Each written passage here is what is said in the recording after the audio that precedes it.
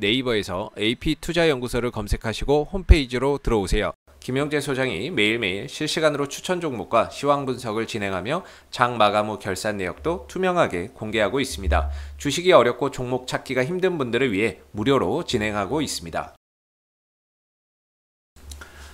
안녕하세요. 오늘 한국조선해양을 함께 살펴볼 AP투자연구소의 이세훈 전략팀장입니다. 코드번호 009540번이 되겠고요. 현재 시각은 6월 21일 12시 56분을 지나가고 있는 시점이 되겠습니다. 오늘 보합권에 지금 현재 위치해 있는 모습인데요. 한국조선해양 같은 경우에는 이제 현대중공업 그룹 내 중간지주사라고 보시면 되겠고, 현대중공업이나 현대사무중공업, 현대미포조선 등 이 배를 만들어내는 그런 이제 자회사들의 지분을 보유를 하고 있다. 사업 자회사들의 지분을 보유를 하고 있다라고 보시면 되겠습니다.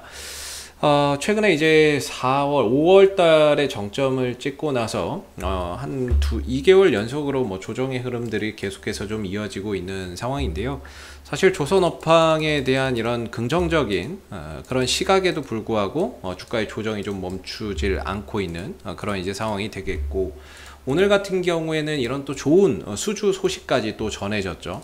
6척의 선박 8,370억의 수주를 성공했다. 이런 이야기들부터 시작해서 이 6척의 추가적으로 유럽 선사로부터 지금 이제 석유화학 제품 운반선 PC선에 4척까지 수주를 더하게 되면서 총 한 1조 1,000억 원 규모의 선박을 지금 수주를 했다. 이런 이야기가 나오고 있음에도 불구하고 반등이나 이런 것들을 제대로 좀 보여주지 못하고 있는 것 같습니다. 이거는 사실 업황이나 이런 부분들에 있어서의 장기적인 호황이나 앞으로의 실적적인 부분들에 대한 기대치는 상당히 높은데, 최근에 이제 수급적인 부분들로 인한 이제 주가의 하락이 아닌가 이렇게 좀 생각이 드는 부분이고, 벌써 한국조선해양 같은 경우에는 연간 수주 목표액의 82%를 지금 달성해 놓은 상황입니다. 82% 정도.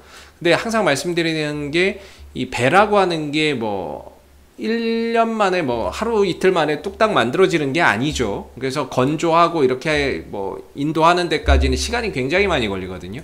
그래서 이번에 이제 수주 따낸 이런 이제 선박들 같은 경우에도 2023년도 하반기에 선주사에 인도될 예정이기 때문에 지금 2021년이니까 적어도 2년 정도의 시간이 소요된다라는 거죠. 그리고 또 일부 선박은 2024년 상반기에 선주사에 인도된다. 이런 얘기도 있기 때문에 보통 한 2년 전후의 시간이 걸리거든요. 그렇기 때문에 항상 이제 이 조선사들 같은 경우에는 보통 이제 계약금, 그 다음에 이제 그 건조 진행률이나 이런 부분들에 따라서 중간에 조금 받고, 대체적으로 이제 인도할 때 잔금이나 이런 것들을 제일 많이 받습니다. 그래서 실적이나 이런 부분들이 인식하는 시점이 보통 수주를 따낸다라고 해서 당장의 실적이 좋아지는 것이 아니라 보통 인도하는 시점, 향후 2년 뒤, 1, 2년 뒤에 실적에 이제 반영이 되면서 이번에 이제 따놓은 수주 실적이 한 1, 2년 뒤에 실적에서 좀 가시적으로 확인이 가능한 거죠. 그래서 지금 당장은 수주를 많이 따내는 게 좋은 거고요. 그래야 1, 2년 뒤에 실적이나 이런 부분들이 더욱더 좋아질 수 있는 부분이기 때문에 현재는 수주나 이런 것들을 많이 따내놓는 게 좋다, 이렇게 말씀을 드리겠고, 좋은 수주를 따냄에도 불구하고 주가가 빠지고 있는 건 나빠서 그런 것이 아니라 이제 수급적인 부분에 있어서 매수하는 사람들보다는 이제 매도하는 사람들이 좀 많기 때문이다라고 볼 수 있겠죠. 결국에는 이 매도세가 좀 진정이 돼야 주가가 지금 한 2개월 연속 이어오는 이 조정의 흐름들을 마무리하고 반등을 좀 갈 수 있는데, 좋은 이런 호재에도 불구하고 외인들 기관들은 계속해서 좀 팔고 있는 상황이다 보니까 주가가 제대로 된 반응을 좀 보여주지 못하고 있는 것 같습니다. 근데 제가 이 종목의 이제 기술적인 관점에서의 저점을 개인적으로 좀 보는 기준은 RSI, 왜냐면 어디서 멈출지를 모르니까는요. 현재 지금 2달 넘게 이어오던 주가가 멈추겠지 했는데 또 빠지고, 멈추겠는지 했는데 또 빠져버리니까 당최 이제 저점이나 이런 부분들을 가늠하기가 쉽지 않은 상황이죠. 근데 이 종목 같은 경우는 이제 제가 보는 보조지표화에서 RSI가 상대 강도 지수인데, 이게 30m로 떨어지면 거의 저점이다. 요런 이제 저만의 기준을 좀 가지고 있거든요. 그래서 한국조선해양이 이때죠. RSI가 30m로 떨어졌던 이 시점, 그 다음에 30에 근접했던 이 시점, 그 이후에는 단 한 번도 오지 않았는데, 대체적으로 보면 RSI가 30m로 떨어졌던 지점이 거의 저점인 경우가 많았고, 단기적으로도 저점인 경우가 많았습니다. 중장기적으로도 뭐 저점인 경우가 많았고요.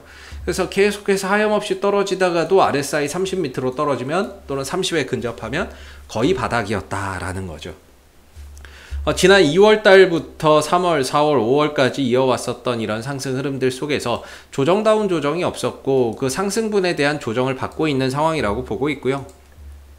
결국에 뭐 60일선에서 멈추네, 뭐 120일선에서 멈추네, 뭐 어디서 멈출지는 모르지만, 우리가 그 저점을 정확하게 포착하기 어려운 상황이지만, 그래도 지금 현재 RSI 상대 강도 지수가 30에 거의 근접해 가고 있습니다.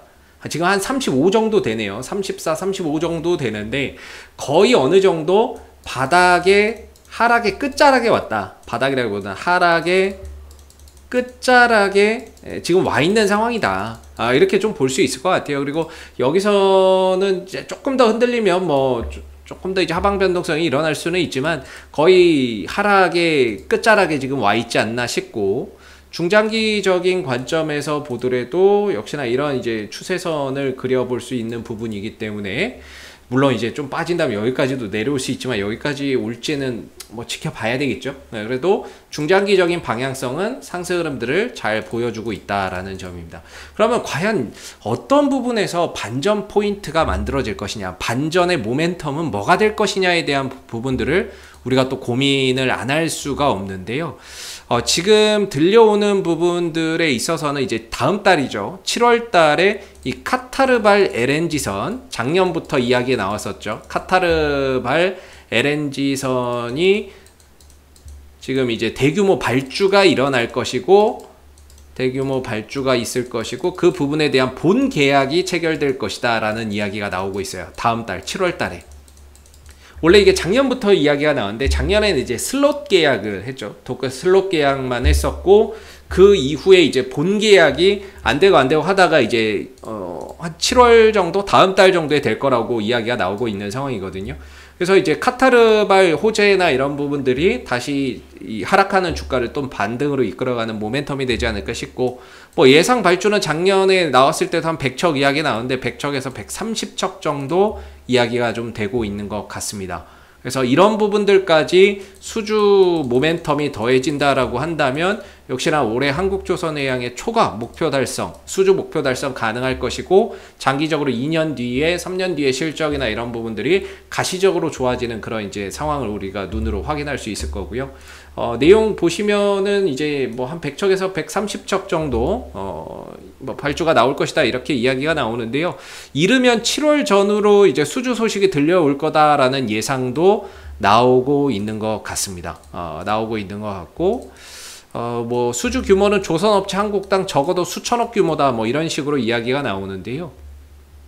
이제 LNG선 카타르발 뭐 100척이면은 뭐 상당한 금액이 나올 건데, 이 부분에 대한 이제 모멘텀이나 이런 가시적인 성과가 주가 반등에 좀 모멘텀이 좀 될 수 있을 거라고 생각이 듭니다. 이 LNG선 같은 경우에는 우리나라 시장 점유율 뭐 100%에 달하고 있다 이렇게 나오고 있는데, 이런 부분에 있어서 충분히 또 상승할 수 있을 만한 모멘텀이나 이런 부분들이 남아 있다, 우리가 좀 생각을 해봐야 될 거고, 단순히 지금의 이제 주가의 하락은 2월 달부터 5월 달까지 상승했던 부분에 따른 가격 조정과 기간 조정적인 측면에서 우리가 좀 바라봐야 될 거고, 아직 좀 바닥이 제대로 확인되지 않았기 때문에 제대로 된 반등이 나오지 않는 것 뿐이지, 제가 보기에는 어느 정도 바닥의 그런 영역에 거의 왔기 때문에 조만간 이제 하락을 좀 마무리하고 반등으로 돌아나가는 그런 이제 모습들이 분명히 좀 나올 거라고 보고 있고, 기술적으로는 중장기적인 방향성은 상방의 흐름들을 여전히 잘 유지하고 있는 부분이고,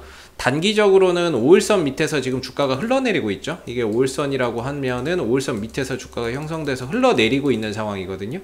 흘러내리고 있기 때문에 적어도 종가상으로 5일선 위로 좀 이제 한 5%, 6%짜리 상승을 통해서 올라타는 이런 흐름들을 통해서 단기적인 방향성이 좀 돌려가야 기술적으로 어느 정도 조금 이제 하락이 멈춘다 이렇게 볼 수 있을 것 같아요. 그래서 아직까지는 뭐 바다 하락의 끝자락에 왔다라고 보지만은 방향 전환까지는 제대로 보여주고 있지 못하기 때문에 이번 주에 좀 더 하방 변동성 혹시라도 일어날 가능성은 열어둘 때 점진적으로 이제 조금 더 흔들린다고 해도 어느 정도 이제 반등이나 이런 부분들을 좀 채비해야 되는 그런 이제 영역으로는 들어오고 있다 이렇게 생각이 들고, 여기서 이제 뭐 수급적인 부분들도 좀 매수로 전환돼야 되겠죠. 이런 부분들의 가시적인 이제 매수 전환도 우리가 좀 체크를 해 봐야 될 부분인 것 같습니다. 그래서 중장기적인 관점에서 보면 오랫동안 한 10년 가까이 이렇게 하락 흐름들로 오다가 이번에 이제 정배열로 돌리고 있는 상황이거든요. 중장기적인 방향성이 이제